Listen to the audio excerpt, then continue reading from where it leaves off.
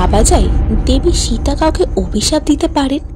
সনাতন ধর্মে যে সীতাকে মা লক্ষ্মীর রূপ বলা হয়, হিন্দু পুরাণে যেখানে দেবী সীতা ত্যাগের প্রতীক, শ্রীরামচন্দ্রের সঙ্গে রাজ্য সুখ ত্যাগ করে বনবাস গমন করেছিল 14 বছরের জন্য, এই বড় মমতাময়ী নারী অভিশাপ দিয়েছিলেন, যার ফল এখনো ভোগ করে চলেছেন কলিযুগেও।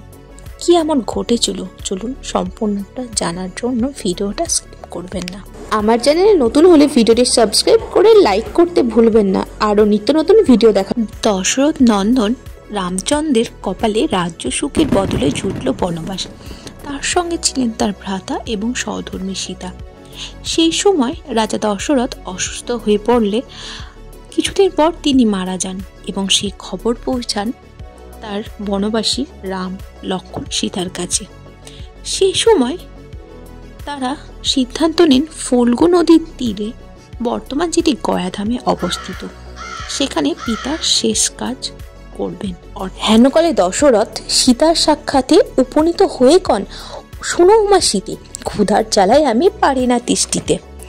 তুমি বধূ, আমি তব শ্বশুর ঠাকুর প্রদানী বালির পিণ্ড ক্ষুধা করো দূর। প্রাণাধিকা সীতা দেবী কহিত অবস্থান, তুমি আমার নিকট রামের সমান। এত বালি পিণ্ড সীতা করে অর্পণ, হস্ত মেলিয়া দশরথ তাহা করে গ্রহণ।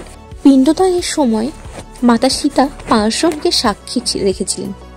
তাদের মধ্যে ছিলেন পুরোহিত, গরু, কাক, তুলসী দেবী এবং ফল্গু নদী।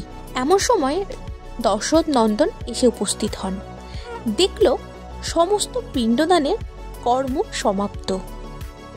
সেই সময় মাতা সীতা তার 5 জন সাক্ষীকে বললেন সাক্ষীর কথা, কিন্তু সবাই সেটি অস্বীকার করে, একমাত্র বটবৃক্ষ ছাড়া, যার ফল এখনো ভোগ করে চলেছেন 2025 সালে দাঁড়িয়ে।